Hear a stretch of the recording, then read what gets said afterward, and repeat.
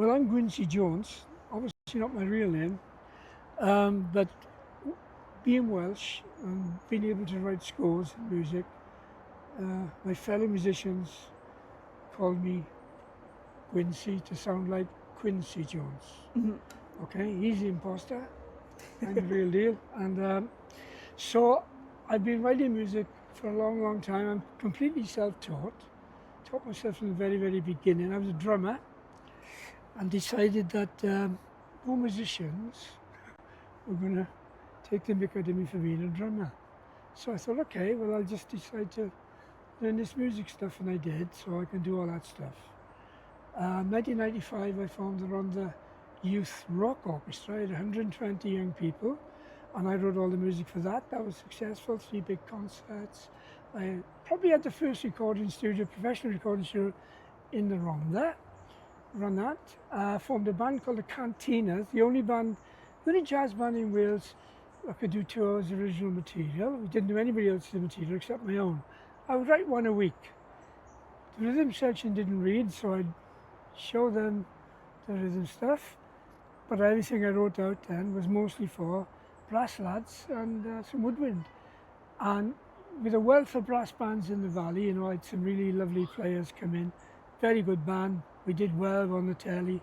So that's why I had an interest in writing music and stuff for that. Years I've been involved in writing community musicals, about 7 of them altogether, including the Tower Colliery one and various other stuff, a couple of Dick Penderyn stuff, and History of Merthyr. One in Pontypridd in the Muni called Killing Me Softly, an anti-war musical, which was great.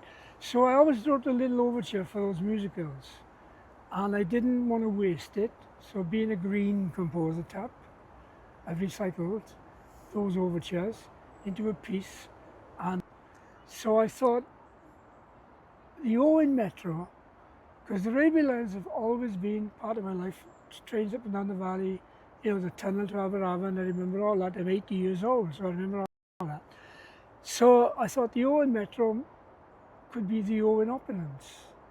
So Metropulence is the metro line bringing wealth back to the valley, when the railway line was actually the first conduit to take the coal and stuff down to the docks, and it's always been involved.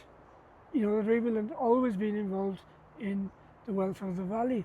So I thought, Metropulence, that works. So there we are, about 5 different particular pieces of music.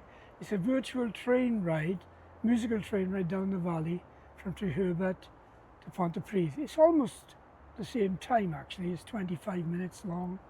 And so, yeah, it sounded like a good idea. And then of course the spoken word. So I wrote all these little bits about the history of the Rhondda, history of the railway line, and they periodically appear while the band are playing underneath them. So and at the end of it, one of the musicals I was involved with was called Llwybr, Pathways in Welsh, over in Gartholwr. So that song is the last song of the piece, and it's sung by a little chorale. We didn't want a big choir, just maybe 10 of us just singing along to finish the piece off with the brass band accompanying us. So I have to say, Craig Roberts with Lewis Smith has been a real strong supporter of from the very beginning, from the beginning, you know. And how I got to meet Craig was, strangely enough, here in Tree Forest, because Cathy Ellison has a little jazz band. Oh, Broadway something or other, I forget the name. And we had a festival called Trev Fest outside Olive's Attic.